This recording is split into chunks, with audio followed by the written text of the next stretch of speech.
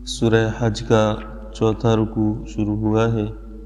آیت نمبر 26 تا 29 تلاوت کی گئی ہے۔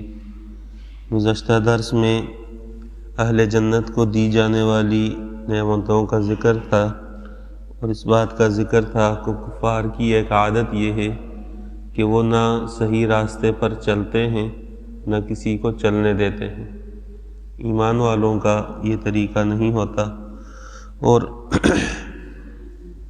تمہید تھی حج کے احکامات کی کہ حرم کی حدود میں ٹیڑھا پن اختیار کرنا، شرارتیں اختیار کرنا، یہ اللہ تعالیٰ کے عذاب کو دعوت دینا ہے۔ آج کے درس میں جو آیات پڑھی گئی ہیں ان میں ابراہیم علیہ السلام کے ذریعے جو حج کا اعلان کروایا گیا اس کا ذکر ہے، اور اس کے ساتھ ساتھ اس بات کا ذکر ہے کہ مخصوص ایام میں قربانی کر لی جائے۔ پھر قربانی کے جانور کا گوشت خود بھی کھا سکتے ہیں، فقیروں کو بھی دے سکتے ہیں۔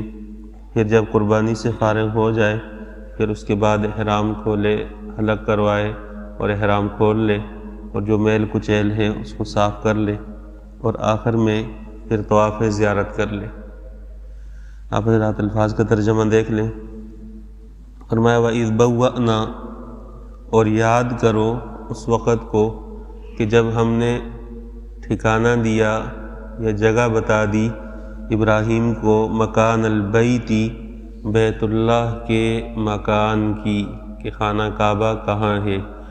بوّأنا اصل میں کہتے ہیں بوّأ یبوّئ کا لفظ استعمال ہوتا ہے کسی کو ٹھکانہ دینا، پناہ دینا، اس معنی میں یہ لفظ استعمال ہوتا ہے۔ یہاں پر مراد ابراہیم علیہ السلام کے سامنے بیت اللہ کی حدود کی نشاندہی کرنا ہے، کیونکہ بیت اللہ کی تعمیر تو حضرت آدم علیہ السلام سے بھی پہلے ایک مرتبہ ہو چکی تھی، پھر آدم علیہ السلام کے ذریعے دوبارہ اس کی نشاندہی ہوئی، پھر طوفان نوح میں جب اس کے آثار مٹ گئے اس کے بعد ابراہیم علیہ السلام کے ذریعے بیت اللہ کی تعمیر کی گئی۔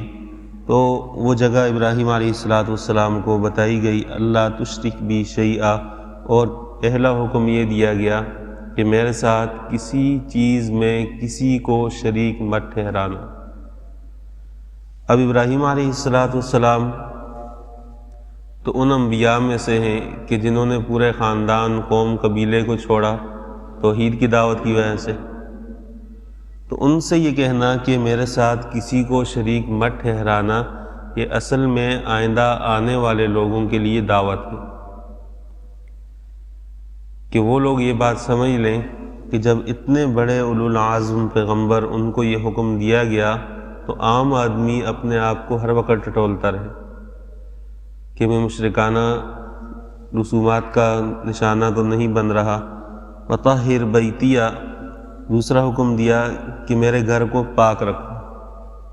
ایک ظاہری پاکی ہے اور ایک عقیدے کی ناپاکی ہے، جو ظاہری اعتبار سے ناپاکی سے بعض اوقات زیادہ سخت ہوتی ہے، کہ ظاہراً اور باطناً ہر دو اعتبار سے بیت اللہ کو پاک رکھا جائے۔ مفسرین نے لکھا ہے کہ عمالقہ اور قبیلہ جرہم کے جو لوگ تھے، ابراہیم علیہ السلام کو جب نشاندہی کی گئی تو اس وقت بھی وہاں پر کچھ بت موجود تھے جو انہوں نے اپنے طور پر رکھ دیے تھے کہ یہ ہماری نشانی ہے، اور اس میں شرک کی جو جتنی بھی رسومات تھیں ان کی ادائیگی ہوتی تھی۔ فرمایا کہ بیت اللہ کو ان چیزوں سے پاک کر دو، للطائفین، طواف کرنے والوں کے لیے، والقائمین، کھڑے ہونے والوں کے لیے، والرکع السجود، جو لوگ رکوع کرتے ہیں، سجدہ کرتے ہیں، یعنی جو عبادت گزار لوگ آئیں گے ان کے لیے بیت اللہ کو پاک صاف کر کے رکھو، ظاہری اور باطن دونوں اعتبار سے۔ وَأَذِّن فِي النَّاسِ بِالْحَجِّ، اور اعلان کر دو لوگوں میں حج کا۔ یأتوک رجالاً، وہ آئیں گے تیرے پاس پیدل چلتے ہوئے، وَعَلَى كُلِّ ضَامِرٍ يَأْتِينَ مِنْ كُلِّ فَجٍّ عَمِيقٍ، اور کمزور جانوروں پر کہ جو آئیں گے بہت دور کے راستے سے۔ حدیث میں ہے کہ ابراہیم علیہ السلام نے جب اللہ تعالیٰ نے حکم دیا تو اس وقت تو وہاں سامنے کچھ بھی نہیں تھا. تو ابراہیم علیہ السلام نے عرض کیا یا اللہ یہاں تو کوئی انسان بھی نہیں ہے، تو اعلان کس کے لیے کروں؟ میں کہ آپ اعلان کریں. تو ایک روایت میں ہے مقام ابراہیم پر، اور دوسری روایت میں ہے کہ جبل ابی قیس پر کھڑے ہو کر ابراہیم علیہ السلام نے اعلان کیا کہ لوگوں، اللہ کا گھر تعمیر ہوا ہے، تم پر اس کا حج فرض کیا گیا ہے، اب آؤ اور اس کا حج کرو اور یہاں حاضری دو.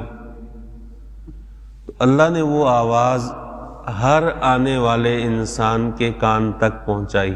جو بندہ بھی بیت اللہ کی حاضری کا شرف اللہ تعالیٰ کی طرف سے اس کو ملتا ہے تو اس کے کان میں یہ آواز اللہ کی طرف سے پہنچائی گئی ہے. اس کی پیدائش سے بھی پہلے اس کا کیا طریقہ کار تھا اللہ بہتر جانتے ہیں، لیکن ہر اس روح تک وہ آواز پہنچائی گئی ہے جس نے قیامت تک بیت اللہ کا طواف کرنا ہے، وہاں تک پہنچے گا اور وہاں طواف کرے گا.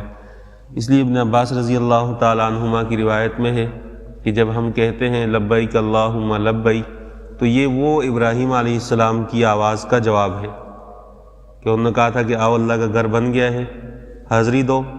تو پھر جب ہم تلبیہ پڑھتے ہیں یہاں سے جاتے ہوئے تو اس تلبیہ کا مطلب یہ ہے کہ یا اللہ وہ آواز جو مجھے آئی تھی اب اس کی وجہ سے میں حاضر ہو رہا ہوں.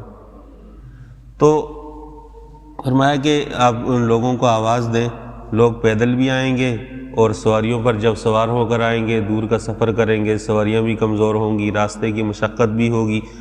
اور اسی لیے بعض لوگ وہ یہ سمجھتے ہیں کہ حج کرنا، عمرہ کرنا یہ ایک فیشن ہے، اور جو لوگ وہاں جاتے نہیں ہیں ان کی زبان پر یہ عام جملہ ہے کہ جی یہ عمرہ تو فیشن ہے. آج کل تو لوگوں نے فیشن بنایا ہوا ہے. عمرہ فیشن نہیں ہے. جب یہاں پاکستان سے ایک بندہ نکلتا ہے تو احرام کی حالت میں جب گھر سے نکلے، جب عمرہ کر کے وہاں سے پہلا عمرہ کر کے فارغ ہو 18-20 گھنٹے گزر جاتے ہیں احرام کے دوران. آپ کبھی اس سفر کو نوٹ کریں کہ کتنا وقت ہوا ہے. بعض اوقات ایسا ہوتا ہے کہ ہم فلائٹ ہماری ہوتی ہے 9 بجے کی اور ہم صبح فجر کی نماز پڑھ کے گھر سے نکلتے ہیں اور احرام کی حالت میں نکلتے ہیں. تو یہاں سے جب وہاں پہنچتے ہیں پھر ایئرپورٹ سے وہاں آگے ایئرپورٹ 4-4.5 گھنٹے کا سفر، پھر اس کے بعد وہاں سے مکہ تک پہنچنا، اس میں بھی 1.5-2 گھنٹے لگ جاتے ہیں. پھر جا کر عمرہ کرنا، عمرہ کر کے فراغت کے بعد جب واپس آتے ہیں تو اس کا بہت لمبا دورانیہ بن جاتا ہے. درمیان میں بعض اوقات اگر سفر میں تاخیر ہو جائے تو وہ عرصہ بعض اوقات 20-20 گھنٹے پر محیط ہوتا ہے، اور 20 گھنٹے حالت احرام میں رہنا اور احرام کی پابندیوں کا لحاظ رکھنا یہ فیشن کے لیے نہیں ہوا کرتا.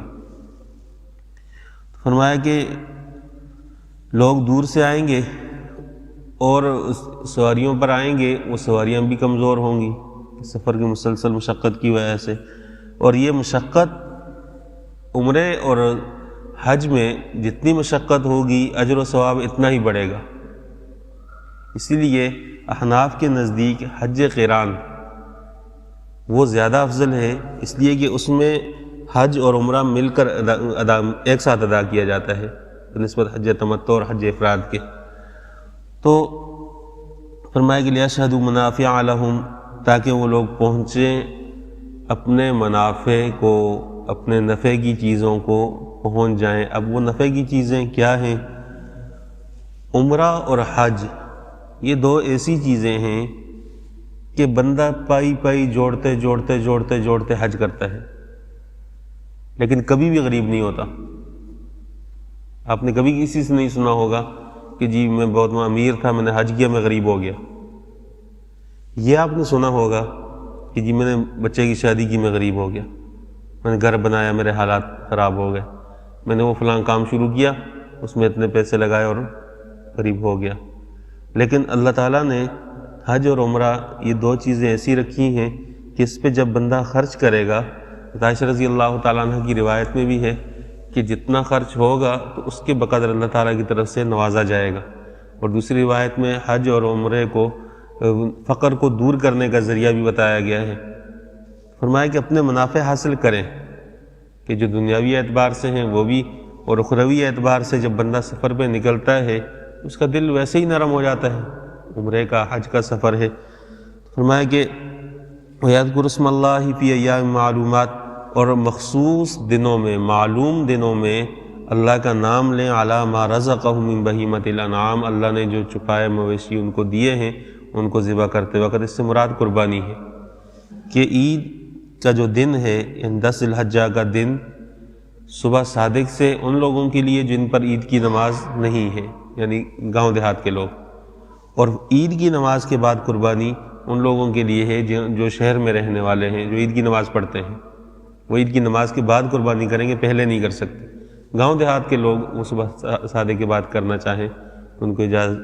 عید کے دن سے لے کر 11-12 کی مغرب تک یہ مخصوص دن ہیں جن میں قربانی کی جاتی ہے۔